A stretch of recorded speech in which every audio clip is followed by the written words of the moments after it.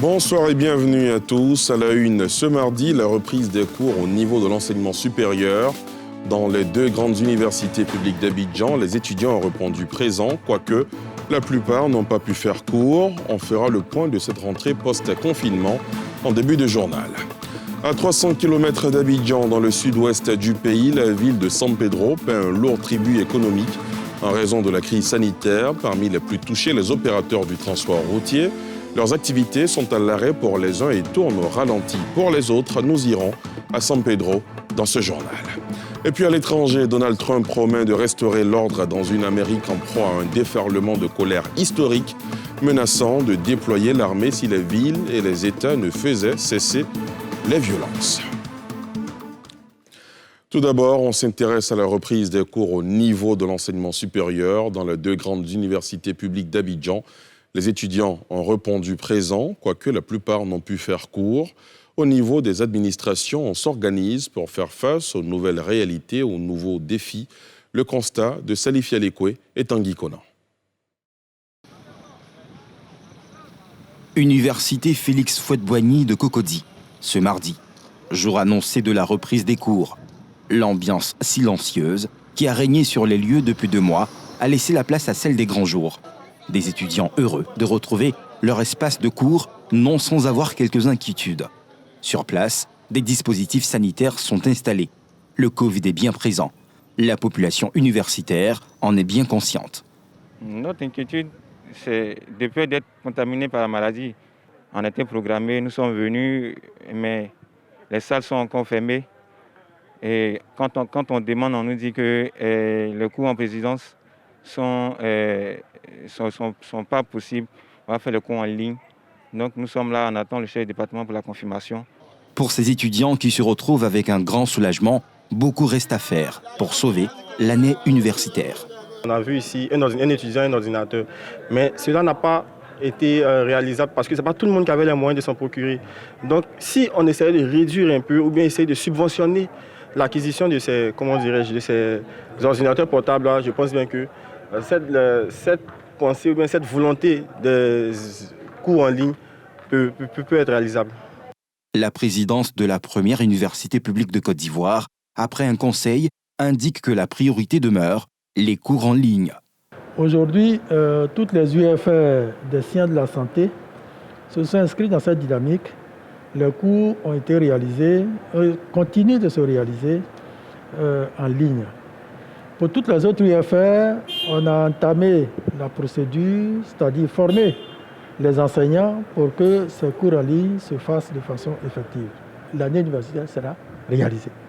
À l'université Nangui-Abrogwa, les étudiants par groupe ou individuellement profitent pour reviser les cours comme ceux des classes préparatoires de sciences médicales et pharmaceutiques. Pour nous, il n'y a pas encore de cours. Là, je suis venue juste pour étudier. Vraiment, mon souhait, c'est qu'on reprenne les cours. Là, on va aller doucement. On va avancer tranquillement, parce qu'actuellement, c'est trop difficile. Surtout nous qui sommes nouveaux. Il y a des nouveaux cours pour nous. On ne sait pas à qui demander, à qui s'adresser. Un peu compliqué. Le 16 mars dernier, les autorités ivoiriennes avaient décidé de fermer les écoles dans le pays afin de casser la chaîne de transmission de la maladie à Covid-19. Selon le ministre de l'Enseignement supérieur et de la Recherche scientifique, Adama Diawara, la fermeture des universités, bien que justifiée, a ajouté une couche supplémentaire à la perturbation de l'année académique 2019-2020. Après 2 mois d'inactivité, étudiants et enseignants n'ont qu'un seul objectif. Ils espèrent achever les programmes malgré les dispositions particulières imposées par l'actualité sanitaire. Comment s'est déroulée cette première journée de reprise dans les grandes écoles, une semaine après la réouverture des écoles et lycées? Pierre-Di Pomelin, Fulgence Liesiedo. Les étudiants des grandes écoles et universités du Grand Abidjan ont enfilé à nouveau leur tenue d'école. Ils ont eux aussi repris les cours une semaine après ceux du secondaire et du primaire. Dans les rues du plateau, ce sont des étudiants et parents d'élèves craintifs, mais heureux de la reprise de l'école après 2 mois d'interruption du fait de la crise sanitaire. J'ai une crainte, sincèrement j'ai une crainte, puisque nous n'avons pas assez de temps. Et puis, nos grands frères du 2e année qui doivent composer dans le mois d'août.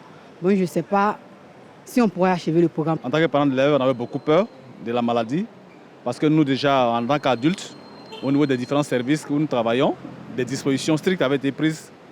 Et donc, on se disait qu'avec les enfants, est-ce que les enfants pouvaient respecter ces dispositions-là? Donc, beaucoup de peur, mais je pense qu'il fallait y aller quand même pour que l'on puisse finir l'année normalement. Nous sommes en 2 groupes. Voilà, un premier groupe qui passe cette semaine et puis l'autre semaine, il y aura un autre groupe qui va passer. On est bien disposés. Les enseignants sont heureux eux aussi de trouver leurs étudiants, mais surtout de retrouver leur gagne-pain. L'état d'esprit, il est bon, puisque nous étions oisifs à la maison à ne rien faire. Là, nous reprenons, nous retrouvons nos marques, nous sommes heureux. D'autant plus que cela aussi va se sentir dans nos revenus, puisque lorsqu'on ne travaille pas, nous n'avons pas de revenus. Là, tout le monde est content, tout le monde est joyeux de reprendre parce qu'il y a de bonnes perspectives qui se présentent. Dans cette grande école, c'est moins de la moitié de l'effectif qui pointe présent. Mais les cours, eux, ont aussitôt démarré. Il faut rattraper le temps perdu. L'effectif que nous enregistrons aujourd'hui tourne autour de 150 sur un effectif de 400 étudiants. Et Dieu merci, nos enseignants, la plupart de nos enseignants sont sur place. Direction Yopougon, quartier millionnaire, dans une université privée qui n'a jamais rompu le contact avec ses étudiants. Plateformes digitales et téléenseignement ont été mis à contribution et ont permis une continuité pédagogique et une bonne progression dans les programmes. La directrice coordonne cette reprise et veille au respect des mesures barrières. On a pratiquement fait près de 80% de nos cours. On a presque fini d'ailleurs. Et vous aviez bien vu tout à l'heure que depuis la reprise, ils sont tous venus parce qu'on était en contact permanent avec eux.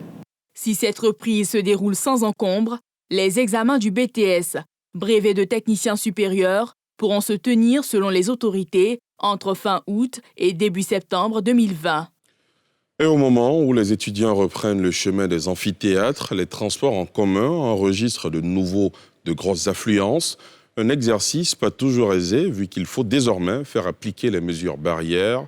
Et vous allez le voir, ce n'est pas toujours évident dans ces endroits où il y a des va-et-vient incessants, comme nous le montrent Nadia Edia et Aruna Zeba. Fin de matinée, dans cette gare lagunaire à Treichville, les voyageurs se pressent pour l'embarquement dans le prochain navire. Ici, lavage des mains et port de masque obligatoire, conformément aux mesures restrictives contre le coronavirus. Autre mesure encore, la distanciation, n'est-ce pas, à l'intérieur des bateaux, maximum 50 personnes. Nos bateaux ont une capacité de 110 places et on a aussi des bateaux de capacité de 125 places. Mais aussi la distanciation à l'intérieur de nos gares. Vaut mieux prévenir que guérir. Donc si on nous demande de respecter les mesures barrières, je pense qu'il faut le faire. Au début, ça nous pénalisait. Maintenant, ça va. Comme cette compagnie, l'unique société de bus d'Abidjan a dû réduire son volume de charge pour la grande satisfaction des passagers. Et le Covid-19 a modifié nos habitudes, en ce sens que ça donne plus de liberté aux passagers. Avec les 1 mètre qui sont respectés, le port des cache-nez, c'est un peu plus aisé. Dans le bus aujourd'hui, voilà comme je suis aujourd'hui, tout le parfum que j'ai mis sur moi, je l'ai jusqu'à mon bureau et je retourne avec ça parce que là, il y a moins de monde dans le bus, tout est respecté, on ne se colle plus haut, tout ça. Mais bon, ça nous évite encore beaucoup de choses. À part même le Covid-19, il y avait d'autres maladies qu'on pourrait attraper par contact et autres, ça, parce qu'on se frottait, il y a des gens, la sueur et autres, tout ça, bon. Les pinasses, minicars, baka ou encore les taxis intercommunaux ne sont pas en marge de cette réalité. Mais depuis la levée de certaines restrictions, les files d'attente se font de plus en plus longues. À la Pinasse aussi, quand on arrive, c'est vrai qu'on met du temps avant de monter dans le bateau. Là où on s'arrête avant de monter dans le bateau, ce n'est pas respecté. Il y a des gens qui ne le respectent pas parce qu'ils se disent quoi, si je respecte, peut-être que si je m'éloigne, je serai en retard. C'est difficile pour nous. Même tout à l'heure, pour prendre le bateau, ils ont fait un nombre très restreint de 50 personnes. Bon, une fois que le rang est beaucoup long, c'est difficile aussi d'être vraiment à l'heure au travail. À la gare Liberté d'Adjamé, Endroit bondé de monde, impossible d'appliquer la distanciation. Face au flux de passagers, les acteurs du transport galèrent. Actuellement, je pars à Trècheville. Donc cela fait même 1 heure ici en train d'attendre. Tout à l'heure, là, il y a 2 véhicules, au moins plus de 100 personnes. Donc on ne fait qu'attendre. On a des difficultés souvent avec les passagers. La voiture qui prend 9 places, soit 14 places, nous ont déjà habitués à les 15 places, 16 places. Aujourd'hui, on lui dit qu'il y a quelque chose. Donc il n'a qu'à descendre pour atteindre au moins 9 places comme l'État a demandé. Mais il refuse. Essentiellement du secteur informel, ils appellent à l'indulgence des autorités quant à l'amende imposée aux éventuels contrevenants. Aujourd'hui, dès qu'on voit un véhicule, il y a au moins 2 personnes, 3 personnes, sinon on les verbalise. Pendant que le propriétaire des véhicules, cet véhicule, il est à la maison, il attend sa recette de 10 000 le soir. Et dans 10 000, il ne gagne pas les 10 000 et on va nous donner encore un papillon de 22 500, soit un papillon de 50 000. Les autorités doivent voir ce côté-là. Ils n'ont qu'à essayer de nous éduquer. Pas chaque fois sanctionner. Les mesures barrières dans les transports ont été décrétées pour contrer la propagation du Covid-19 en Côte d'Ivoire. Ces dispositions sont à intégrer dans les habitudes des usagers de la route, avec à l'appui le lavage des mains et la distanciation physique, encore difficile à faire appliquer sous nos cieux. À 300 km d'Abidjan, dans le sud-ouest du pays, la ville de San Pedro paie un lourd tribut économique en raison de la crise sanitaire. Parmi les plus touchés sur place, les opérateurs du transport routier. Leurs activités sont à l'arrêt pour les uns et tournent au ralenti pour les autres. Les précisions de nos envoyés spéciaux dans la ville portuaire, Thiemé Dandje, Mathieu Mbadé. Gare routière de San Pedro, dans le sud-ouest de la Côte d'Ivoire. En pleine journée, ces agents de l'une des compagnies de transport routier ralliant les 2 ports du pays s'offrent une partie de jeux ludiques via le téléphone portable. Depuis le confinement du Grand Abidjan, qui a mis les cars à l'arrêt, c'est désormais ainsi qu'ils meublent leur journée. Nous sommes assis, on attend les différentes personnes qui viennent nous voir concernant le début des travaux. Puisque c'est vrai que nous ne travaillons pas, mais nous ne pouvons pas laisser aussi la compagnie comme ça sans venir à la gare. C'est notre lieu de travail. Nous sommes obligés, que ce soit la situation, d'être là pour protéger aussi le matériel. Jetés au chômage du fait des mesures restrictives, dont le confinement du Grand Abidjan, pour empêcher la propagation du nouveau coronavirus, ces employés qui préfèrent entretenir l'illusion qu'ils exercent toujours se serrent les coudes. À midi, on se remonte le moral autour d'un modeste plat d'attiqué. Une ration d'attiqué de 100 francs pour au moins 3 à 4 personnes. Nous sommes obligés, voilà même notre déjeuner qui est là, nous sommes peut-être 4 ou 5 personnes pour attiquer 700 francs. À moins de 200 mètres de là, ce transporteur opérant sur la ligne San Pedro-Bamako au Mali vit la même infortune.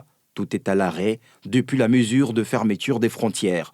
Comme si ce coup dur ne suffisait pas, l'opérateur subit les retraits de son compte pour l'appurement des fonds d'achat des 3 derniers cars, flambant neufs, désormais sous cale, hors de la gare. Depuis ça a commencé, je peux dire que c'est sur nous-mêmes ça a commencé.